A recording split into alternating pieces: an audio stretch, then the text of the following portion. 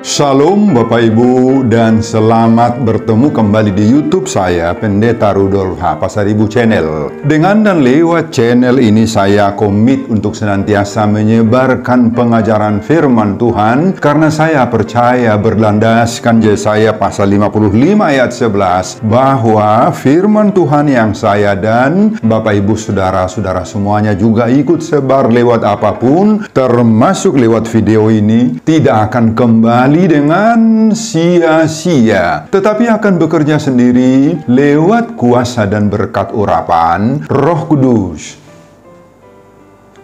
Mari Bapak Ibu saudara-saudara semuanya saya ajak menyebarkan pengajaran firman Tuhan khotbah di ibadah Minggu Kantate 28 April 2024 terambil dari kitab Mazmur pasal 22 ayat 26 sampai 32 dan epistel dari Matius pasal 15 ayat 8 sampai 20, diikat oleh topik atau tema orang yang mencari Tuhan akan memuji namanya. Dalam bahasa Batak Toba dituliskan, ikon memuji-muji Jehovah doakan auso-uso di ibadah. Saya baca untuk kita, simaklah pembacaan firman Tuhan berikut ini. Judul perikop Mazmur pasal 22 ayat 1 sampai 32 keseluruhan. Allahku, mengapa kau tinggalkan aku? Khotbah kita dari ayat 26 sampai 32. Karena engkau aku memuji-muji dalam jemaah yang besar, nazarku akan kubayar di depan mereka yang takut akan Dia. Orang yang rendah hati akan makan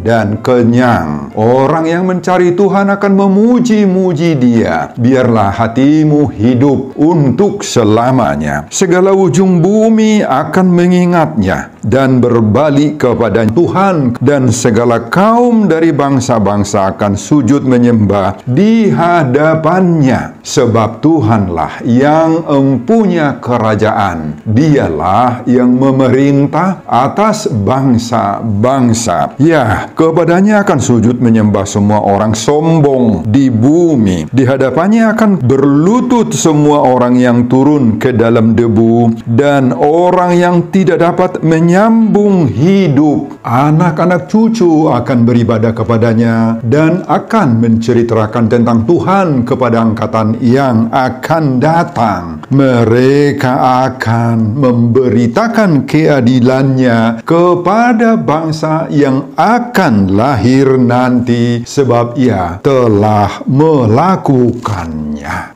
Bapak, Ibu, dan saudara-saudara, demikianlah nats khotbah kita di ibadah Minggu Kantate. Kantate artinya nyanyikanlah nyanyian baru bagi Tuhan. Didasarkan pada Mazmur 98 ayat 1 tanggal 28 April 2024. Terambil dari Mazmur pasal 22 ayat 26 sampai 32. Dihubungkan dengan topik minggu, orang yang mencari Tuhan akan memuji namanya. Ikon memuji-muji Jehovah doakan auso-uso di ibadah. Bapak, Ibu, dan saudara-saudara, keseluruhan Mazmur pasal 22 ini, mulai dari ayat 1 sampai dengan 32, merupakan realitas kehidupan pemazmur yang menurut pemahaman saya sendiri dapat digambarkan seperti seseorang atau kita sendiri menaiki sebuah tempat perbukitan yang terjal, berbatu-batu, kadang terpeleset jatuh, sakit, mengeluh. Di saat seperti itu, sering mengeluh, menangis, bahkan berpikiran negatif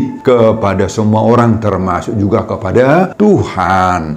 Namun, dia teruskan menapaki perbukitan hidup itu dan bisa terus hingga tiba mencapai puncaknya di atas. Saudara, setelah tiba di atas puncak perbukitan itu, pemazmur di sini merasakan indahnya pemandangan, enaknya, sejuknya kehidupan ini. Seperti itulah Bapak Ibu gambaran dari kehidupan pemazmur dalam keseluruhan pasal 22 ini. Kehidupan pemazmur pada suatu era atau kondisi tertentu diliputi berbagai-bagai tantangan, penderitaan. Dia kehilangan sukacita, damai sejahtera, kehilangan martabat, martabatnya sebagai manusia. Ia menderita secara jasmani dan rohani, secara fisik dan non-fisik batin, sering mendapat sindiran, perlakuan kasar jahat, penganiayaan, hingga tiba dia pada suatu kondisi penuh ketakutan karena berada di ambang pintu maut kematian. Dia tak berdaya lagi karena menjadi mangsa lawan-lawannya, sebagaimana pada ayat 12. Pada situasi dan kondisi menghadapi kehidupan penuh berbatu-batu dan kerikil tajam dalam wujud penderitaan dan ancaman maut, serta menjadi mangsa musuh-musuhnya seperti itu, Bapak Ibu, pemazmur tidak tinggal diam. Apa yang dia lakukannya? Pemazmur menyampaikan doa permohonannya dengan nada sedikit kecewa kepada Tuhan. Pada ayat permulaan ayat 2 kita temukan itu. Allahku, Allahku, mengapa engkau meninggalkan aku? Aku berseru, tetapi engkau tetap jauh dan tidak menolong aku, kata pemazmur. Menurut pemazmur, dia telah berseru-seru kepada Tuhan siang dan malam, tetapi menurut dia Tuhan tidak menjawabnya. Bahkan dia sampai membandingkan antara dirinya dengan nenek moyangnya. Ketika nenek moyangnya dahulu berseru-seru kepada Tuhan,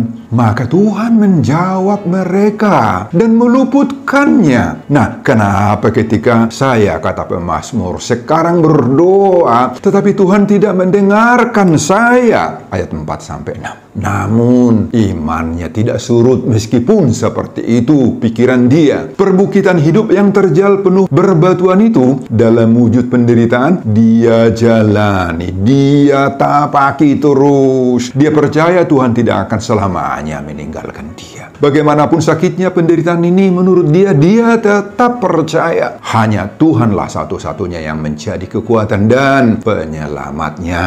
Sebagaimana ayat 20, tetapi engkau Tuhan janganlah jauh, ya kekuatanku, segeralah menolong aku. Perjuangan imannya tidak mau surut, tidak mau kendor, Bapak Ibu. Dan ternyata sangat-sangat betul sekali. Lewat perjuangan imannya yang tiada mau surut itu, akhirnya Tuhan mendengar juga doa-doa permohonannya. Saudara, itulah kehidupan pemazmur yang digambarkan dalam keseluruhan pasal 22, mulai dari ayat 1-32 ini. Perjuangan iman pemazmur yang begitu berat sekali ternyata sanggup dan berhasil mengalahkan semua cobaan-cobaan dan penderitaan berat itu. Dan untuk semuanya itu pemazmur tidak tinggal diam, Bapak Ibu. Dia sangat meresponi campur tangan Tuhan yang memberi penguatan, pendampingan, serta keselamatan baginya. Itulah yang kita lihat pada nats khotbah kita mulai dari ayat 26 sampai 32 ini. Mari kita telusuri nats khotbah kita ini. Pada ayat 26-27, pemazmur menyaksikan bahwa karena perbuatan dan campur tangan Tuhan, maka dia memuji-muji nama Tuhan dalam jemaah yang besar.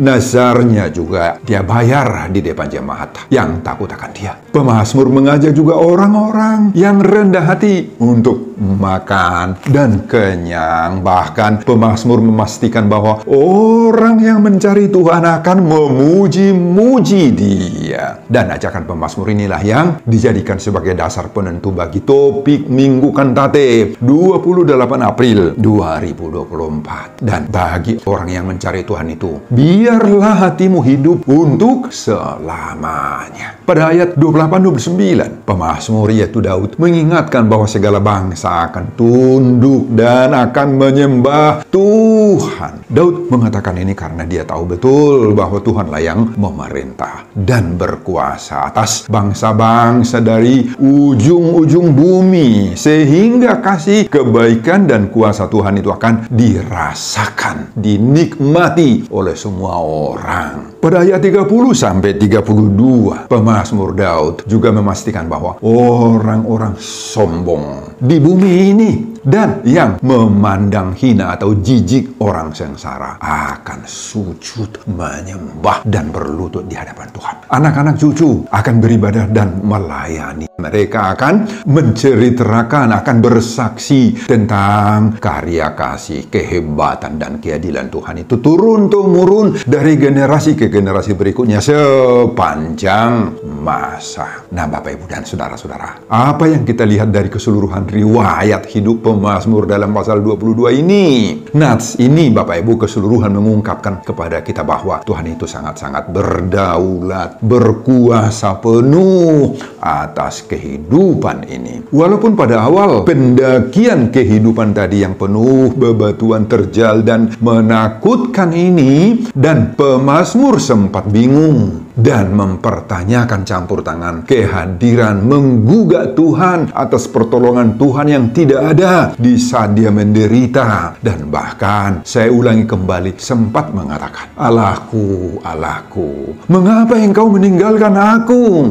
Ayat 2 tadi itu. Namun imannya tidak goyah, tidak berhenti berjuang. Imannya tidak mampu diterjang oleh beratnya penderitaan itu. Ia terus mencari-cari Tuhan. Ia terus berseru-seru memohon campur tangan Tuhan. Ia terus berjuang dengan imannya sehingga tetap memiliki pengharapan. Bukan keputusasaan, Bapak Ibu, pengharapan. Inilah perjuangan iman itu. Saudara, pengalaman pemazmur ini membuktikan begitu hebatnya pernyataan pemazmur dalam ayat 26 yang juga menjadi topik Minggu Kantate 28 April 2024 tadi. Orang yang mencari Tuhan akan memuji namanya. Ikon memuji-muji Jehovah, doakan auso-uso di ibana. Saudara, mari juga kita buktikan ini dalam hidup kita sendiri. Itulah kantate kita saat ini dan sepanjang zaman. Bapak, Ibu, dan saudara-saudara, itulah isi keseluruhan khotbah kita di ibadah Minggu Kantate. Sekali lagi, kantate artinya nyanyikanlah nyanyian baru bagi Tuhan. Didasarkan pada Mazmur 98 ayat 1 tanggal 28 April 2024, terambil dari Mazmur 22 ayat 26-32, dihubungkan dengan topik Minggu. Orang yang mencari Tuhan akan memuji namanya. Ikon memuji-muji Jehovah, doakan auso-uso di ibana. Apa pengajaran Tuhan bagi kita lewat khotbah ini, Bapak Ibu? Pengajaran pertama, jangan pernah menggugat Tuhan. Tuhan tidak pernah meninggalkan orang percaya. Saudara, dalam pasal ini, pemazmur yakni Daud merasa bahwa campur tangan Tuhan dalam menolong hidupnya untuk melepaskannya dari semua penderitaan itu tidak sesuai dengan pengharapan keinginannya. Sampai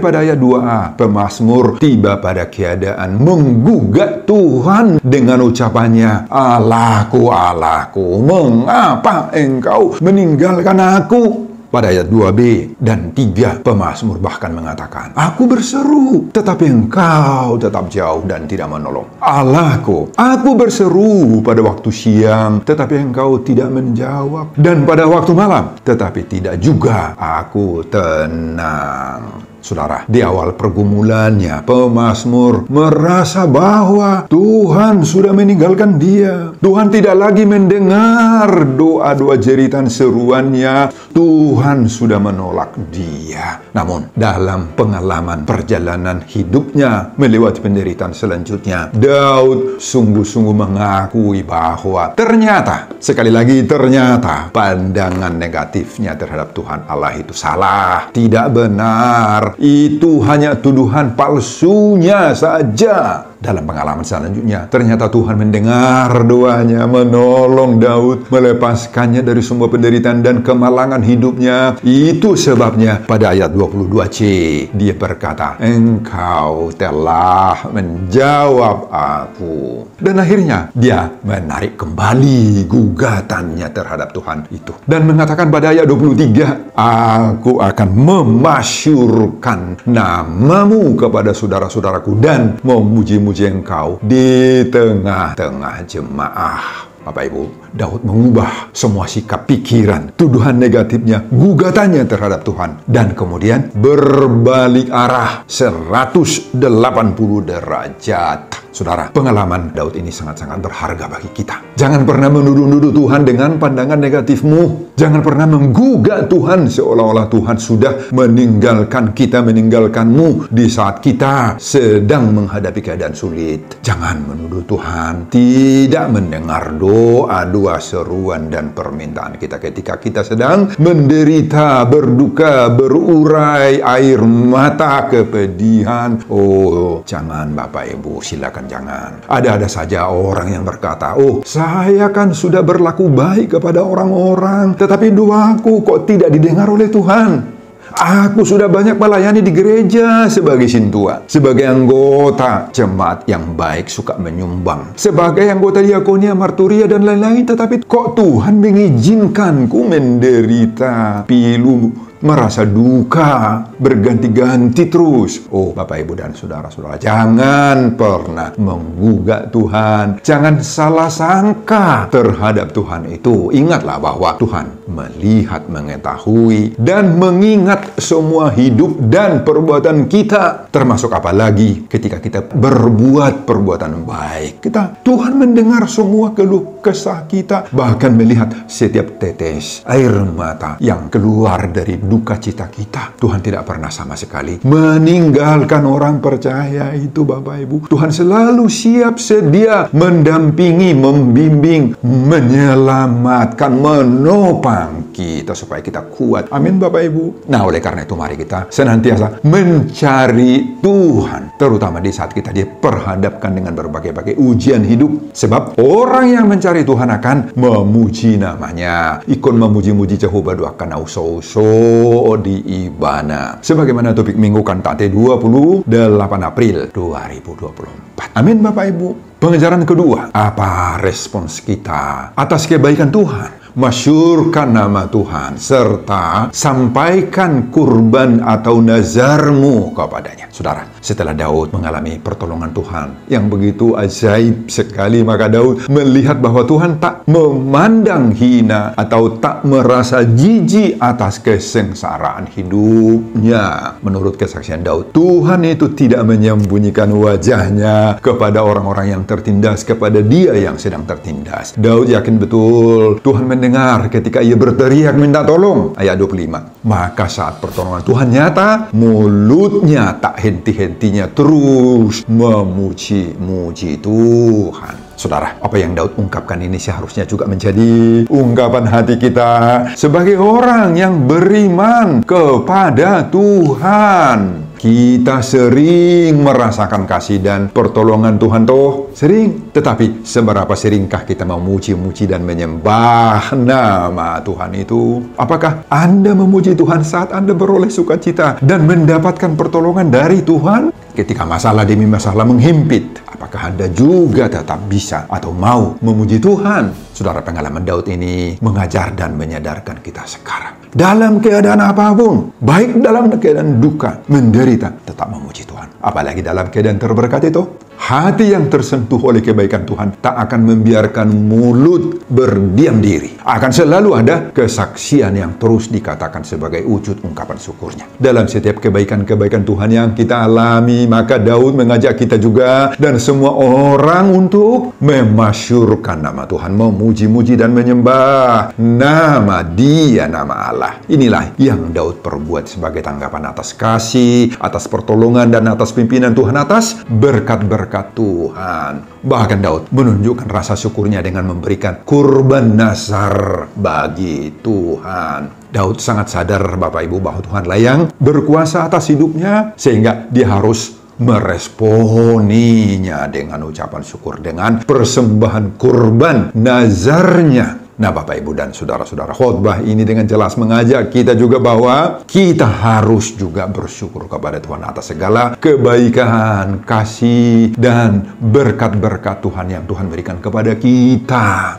Pemazmur mengungkapkan bahwa penderitaan dan kesengsaraan yang dialami oleh umat Tuhan itu bukanlah akhir dari hidup. Sebab di balik duka ada suka, di balik susah ada senang. Makanya sebutan di balik hujan ada pelangi itu sangat-sangat relevan, sangat-sangat pas, sangat-sangat tepat dengan pengalaman Daud di dalam khotbah ini. Dialah yang telah memimpin, menuntun, dan memelihara hidup kita. Tuhan itulah sebagai tanggapan atas kebaikan dan kemahamurahan dan pertolongan Tuhan itu, maka kita juga diminta takut akan Dia, Bapak Ibu. Kita diminta sujud, menyembah, dan beribadah kepada Dia yang berkuasa atas hidup kita. Dan penderitaan yang kita alami ini hanya sementara saja. Itu menunggu berkat-berkat daripada Tuhan. Amin, Bapak Ibu. Dan sebagai ucapan syukur kita atas kebaikan Tuhan, mari kita senantiasa mencari Tuhan. Sebab orang yang mencari Tuhan akan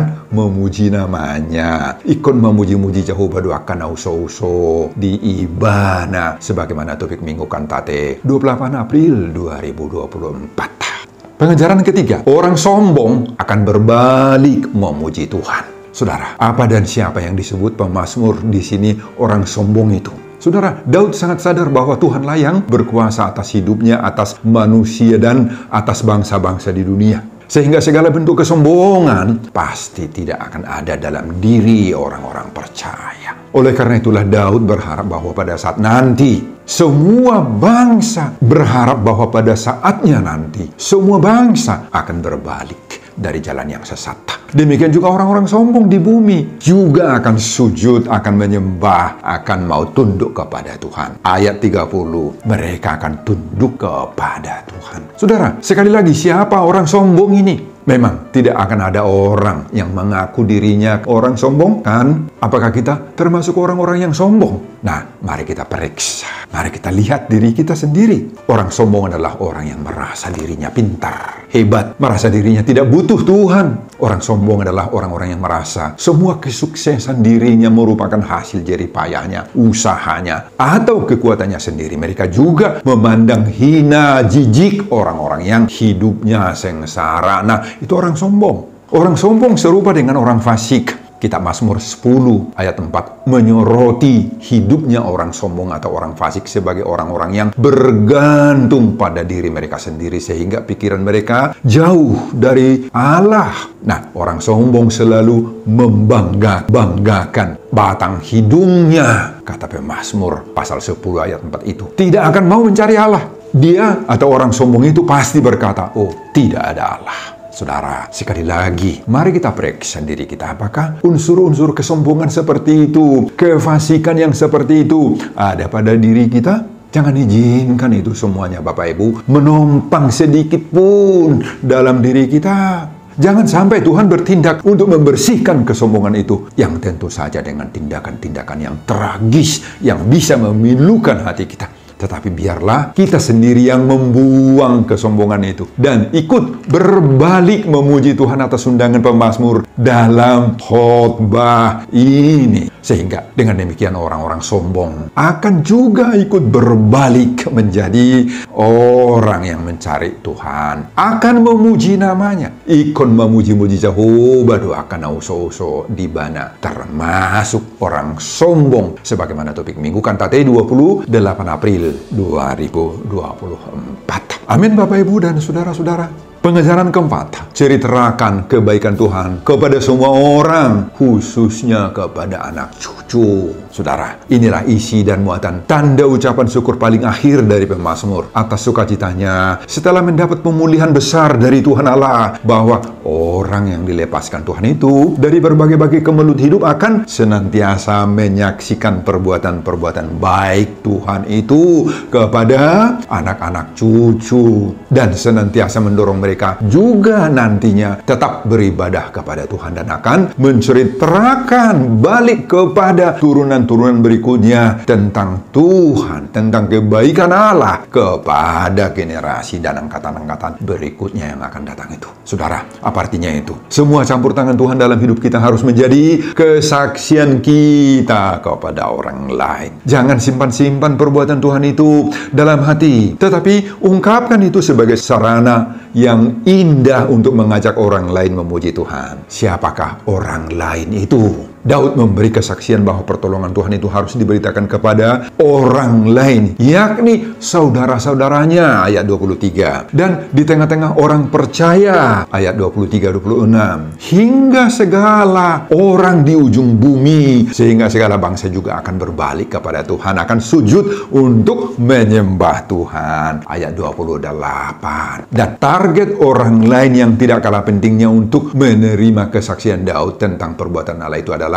anak-anak, seisi rumah, keluarga dekat kita. Biarlah rasa syukur kita atas karya kasih dan keadilan Tuhan ini kita ceritakan, kita saksikan kepada siapa saja, khususnya anak-anak kita, agar mereka juga mengingat dan memuji kebesaran Tuhan itu, ayat 31-32, nanti untuk generasi-generasi berikutnya. Sehingga dengan demikian seisi bumi ini dan tidak ketinggalan semua anak-anak cucu kita, seisi rumah kita dari generasi ke generasi berikutnya akan menjadi orang yang mencari Tuhan dan akan memuji namanya. Iko memuji-muji Jehovah doakan uso-uso di bana. Sebagaimana topik kantate 28 April 2024. Itulah isi kantate, nyanyian baru kita saat ini dan untuk selama-lamanya. Amin Bapak Ibu dan saudara-saudara. Sebelum saya mengakhiri khotbah ini, kembali saya mengajak Bapak, Ibu, dan saudara-saudara untuk membantu saya menyebarkan firman Tuhan. Khotbah di Minggu Kantate 28 April 2024 dari Mazmur pasal 22 ayat 26 sampai dengan 32 ini, agar semakin banyak orang yang mencari Tuhan akan memuji namanya. Ikon memuji-muji Jehovah doakan uso-uso di ibana termotivasi lewat khotbah ini. Simak juga video-video khotbah saya yang lain agar Bapak, Ibu, dan saudara-saudara memiliki sentuhan dan pemahaman rohani yang semakin diperkaya. Buka di YouTube saya, Pendeta Rudolf H. Pasaribu Channel. Selamat mengikuti ibadah Minggu Kantate buat kita semuanya. Tuhan Yesus memberkati kita. Shalom Horas. Amin. Bapak, terima kasih untuk firman-Mu yang begitu indah menyapa kami, menguatkan kami ketika kami mengalami berbagai-bagai tantangan, pergumulan, dan penderitaan hidup seperti pemazmur Daud dalam hal ini. Terima kasih Tuhan, Engkau tidak pernah meninggalkan orang-orang yang percaya, orang-orang yang berseru-seru kepadamu, meskipun Engkau izinkan berbagai-bagai penderitaan itu kadang terjadi dalam hidup kami, tetapi Tuhan bersama kami.